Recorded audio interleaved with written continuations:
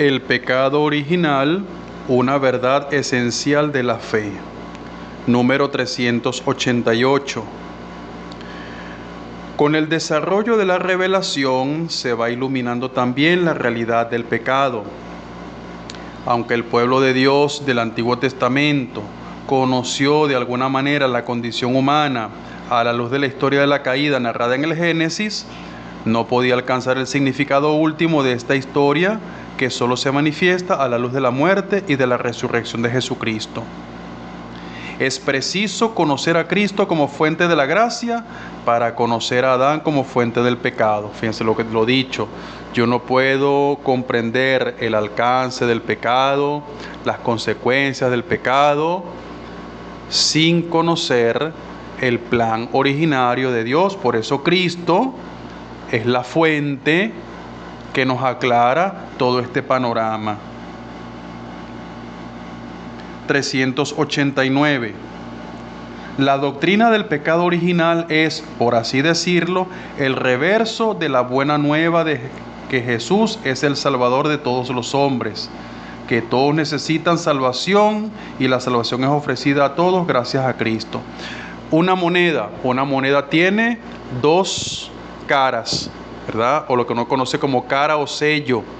Bueno, la doctrina de la gracia es lo que diríamos la cara, el rostro de Cristo, la salvación.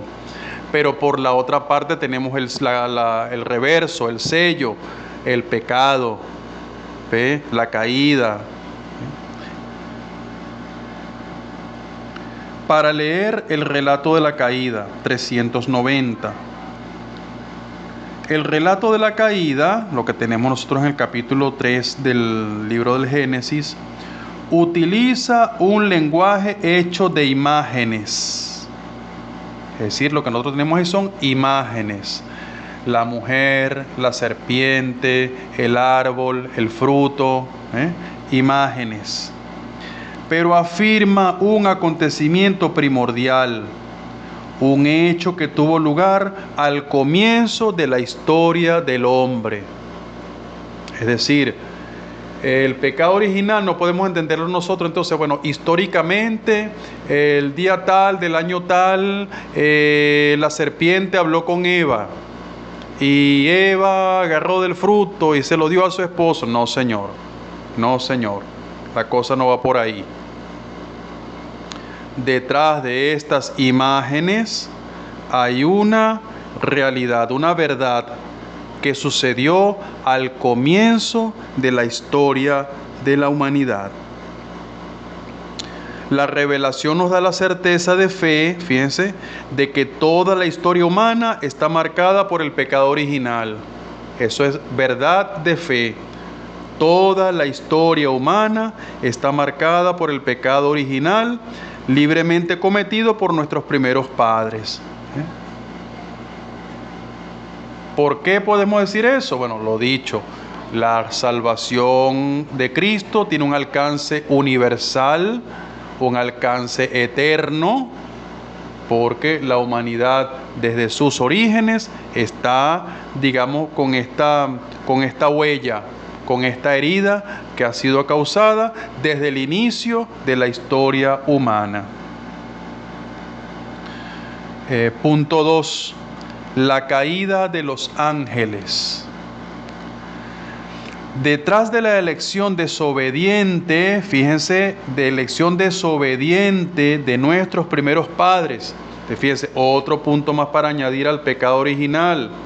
Fíjense, rechazo y oposición a Dios. Rechazo y oposición. Además de eso, abuso de libertad. Y ahora, fíjense, elección desobediente. Puntos entonces a tener importantes. Entonces nos damos cuenta que no es cualquier cosa. No son errorcitos, no son cosas así superficiales. Porque fíjense, al hablar de elección desobediente, estamos hablando del compromiso de la inteligencia y la voluntad. No es entonces cualquier cosa, no es un error humano como me puede pasar a cualquiera. Oye, estaba cocinando, no sé, un arroz y en lugar de echarle sal, me confundí y le eché azúcar. Ese es un errorcito que se hace, por supuesto, inconscientemente, porque claro, uno ve en primera instancia para la sal y el azúcar son un poco parecidas, ¿ve? Y bueno, viene la confusión, pero no, aquí estamos hablando de elección desobediente. O sea, hay inteligencia y voluntad de por medio. Entonces, detrás de la elección desobediente de nuestros primeros padres, se halla una voz seductora. Seductora. Fíjense, la estrategia del demonio es la seducción. El demonio no trabaja a los palos. El demonio no trabaja a los trancazos. El demonio seduce. Y fíjense, vamos a ser sinceros, como dice el refrán popular, más sabe el diablo por viejo que por diablo. Si el demonio se pone a aparecerse con cacho y tridentes y cosas así, ¿quién le presta atención? Nadie, todo el mundo se espanta. Al contrario, en lugar de seguir al demonio, lo que van a hacer es irse para la iglesia a buscar a Dios, alejarse del diablo. Por eso el diablo seduce, engaña. ¿Ve? Te presenta las cosas como apetecibles. ¿Ve? Entonces, esto para nosotros es una enseñanza importante acerca de la acción demoníaca. La seducción.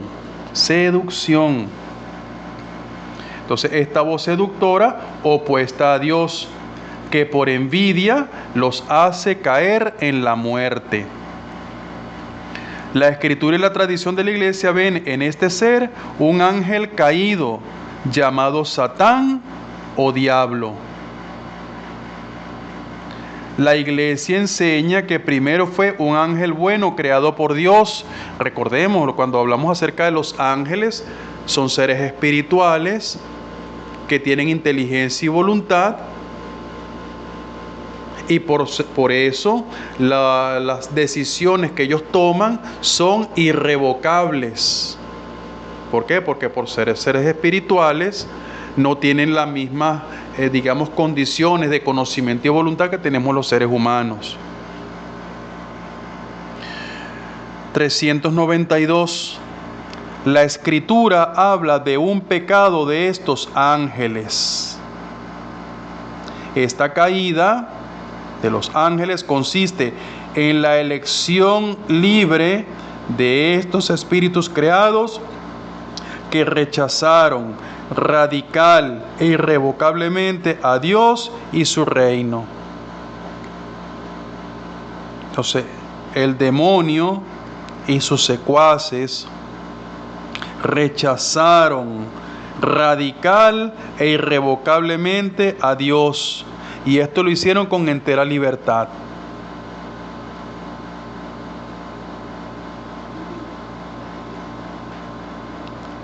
Encontramos un reflejo de esta rebelión en las palabras del tentador a nuestros primeros padres. Seréis como dioses. Fíjense, esas palabritas no son casualidad. Hay una verdad de trasfondo. El demonio no aceptó someterse a Dios, lo rechazó. Él quería hacer las cosas a su modo. 393. Es el carácter irrevocable de su elección y no un defecto de la infinita misericordia divina lo que hace que el pecado de los ángeles no pueda ser perdonado. Y todavía hay gente ingenua. No, yo rezo por la conversión del demonio. El demonio no se va a convertir. No pierda tiempo en eso. Deje la ingenuidad. El demonio no se va a convertir. ¿Por qué? Porque su decisión es irrevocable. ¿Por qué? Porque libremente rechazó a Dios y a su reino. Siendo un ser espiritual, su decisión no estaba condicionada por la debilidad de la carne, lo que nos pasa a nosotros. que muchas veces elegimos el mal, pero más bien es arrastrado por nuestras pasiones. ¿Ve? Pero en el demonio eso no pasa. Por eso cuando él toma una decisión en contra de Dios, esa decisión no tiene vuelta atrás. Entonces, el pecado de los ángeles no puede ser perdonado. No porque Dios no quiere, es que ellos ya se cerraron de plano. Ellos se cerraron de plano. Ya en ellos no hay esa posibilidad como si tenemos nosotros de conocer a Dios, de amarlo. No, un ángel conoce a Dios y lo ve como Él es. Nosotros aquí estamos apenas en sombra y figura. Ellos no. El conocimiento que ellos tienen es un conocimiento pleno. El nuestro es limitado. Por eso ellos, a sabiendas de quién es Dios, porque lo han visto cara a cara, se han cerrado completamente. Entonces, no hay arrepentimiento para ellos después de la caída, como no hay arrepentimiento para los hombres después de la muerte. Entonces, por eso, mientras nosotros estamos acá, estamos en un tiempo de gracia, donde podemos arrepentirnos. Tenemos chance hasta el último instante de nuestra vida en esta tierra para arrepentirnos. Después de esta vida no hay chance. Después del último suspiro no hay chance. Se acabó para nosotros el tiempo del arrepentimiento. Por eso nosotros cuando morimos vamos a ser juzgados por Cristo, justo juez. Y ya el tiempo de la misericordia se acabó. Ahora viene el tiempo del juicio. Fíjense, esto es muy delicado. Esto es muy delicado. Porque si yo ahorita me cierro a la gracia de Dios, me cierro a ser perdonado por Dios, me cierro a la misericordia de Dios, no me arrepiento de mis pecados, me estoy metiendo de frente con el juicio de Dios, y de ese juicio no hay quien salga liso.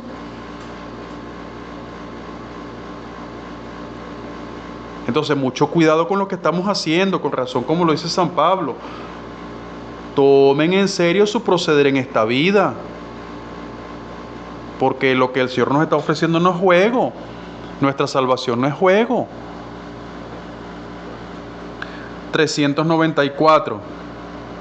La Escritura atestigua la influencia nefasta de aquel a quien Jesús llama homicida desde el principio, y que incluso intentó apartarlo de la misión recibida del Padre. Recordemos, por ejemplo, el pasaje de las tentaciones en el desierto, cuando el demonio trata de seducir a Jesús para que sencillamente se deje llevar y por supuesto se rebele él también contra Dios. El Hijo de Dios se manifestó para deshacer las obras del diablo. La más grave en consecuencias de estas obras ha sido la seducción mentirosa que ha inducido al hombre a desobedecer a Dios. Entonces, fíjense, el pecado es una desobediencia, no es un errorcito, es una desobediencia a Dios. ¿Por qué? Porque una seducción mentirosa. Seducción mentirosa. Vamos a poner un ejemplo un tanto básico, vamos a ponerlo así, hasta quizá inofensivo. Muchas veces nosotros comemos con los ojos, y a través de la publicidad, bien sea en televisión, redes sociales, etcétera, uno ve, por ejemplo, publicidad de comida. Oye, y tú ves aquella comida súper apetitosa, bueno, no sé si es una pizza, entonces te ponen aquel queso, bueno, que está ahí y se ve sabroso, se levanta un pedazo de la pizza y ven cómo el queso se va y ahí está derretido. Oye, espectacular. Pero luego uno, averiguando un poquito, se da cuenta que esa propaganda ha sido falsa, porque el queso no es queso, la pizza no es tal, sino sencillamente cosas que han sido creadas para dar esa ilusión de algo jugoso, apetitoso. Entonces, una publicidad de mentira. Y a uno muchas veces le pasa, uno ve, oye, uno llega, ve lo que te ponen en la publicidad, Y entonces cuando vas, por ejemplo, a ese lugar a ver lo que tú viste en la publicidad, te das cuenta que no es igual. Aquel queso que tú veías cómo se levantaba y estaba así, derretido, espectacular, bueno, eso ni se le siente a lo que ya tienes en tus manos, ¿ves? Publicidad engañosa. Bueno, en esa línea se mueve el demonio. Te presenta como algo espectacular, apetitoso, el hecho de que tú desobedezcas a Dios para que seas Dios a tu manera. Espectacular, eso es lo mejor que tú puedes hacer. Mira, vale la pena, ¿eh? Pero resulta que después, cuando tú le haces caso al diablo, te das cuenta que la cosa no va por ahí. Entonces hay una seducción mentirosa. En el 395, fíjense, sin embargo, el poder de Satán no es infinito. Ojo pelado con esto. Satanás, sí es verdad, tiene poder, pero en fin de cuentas, él termina siendo una criatura, porque él fue creado por Dios, él es un ángel creado por Dios. Por lo tanto, no va a tener más poder que Dios. Nunca jamás el demonio va a tener más poder que Dios. Pero fíjense, en su engaño, en su seducción, el demonio se presenta como poderoso. Bueno, el imbatible. ¿Ve? Aquel que, bueno, tiene eternidad, tiene vida, tiene todo lo que quiera y lo da a quien quiera. Y por supuesto que contra el demonio nadie puede. Y fíjense que hay muchos cristianos en nuestros días que le siguen el juego al demonio. Hoy en día, fíjense, abundan las llamadas misas de sanación, donde la gente va prácticamente en pánico. Señor, saca el demonio, está el demonio, no lo mire, busque esa exorcizada, busque esto. Ya va, momentico, efectivamente el demonio ha recibido un poder, pero más poder tiene el Señor. Y si yo estoy con Cristo, ¿quién contra mí? Lo que le dijo Jesús a Pedro, el poder del infierno no podrá contra la iglesia, el poder de la muerte no podrá contra la iglesia. Si yo estoy con Cristo, estoy en la iglesia, el demonio no tiene fuerza, no tiene nada que ver conmigo. Pero en su seducción mentirosa, él nos lleva a nosotros a pensar, mira, tú conmigo no puedes, tú conmigo no puedes. Y por supuesto, yo estoy de tú a tú con Dios, porque Dios y yo tenemos poder infinito, y no es así. El poder de Satanás es limitado. El de nuestro Dios, por el contrario, es un poder infinito. Fíjense, no es más que una criatura poderosa por el hecho de ser espíritu puro, pero siempre criatura. Entonces nosotros tenemos que estar mosca con esto, mosca con esto. Finaliza este numeral diciendo: el que Dios permita la actividad diabólica es un gran misterio, pero nosotros sabemos que en todas las cosas interviene Dios para bien de los que le aman. Recuerden lo de la divina providencia, importante recordar eso.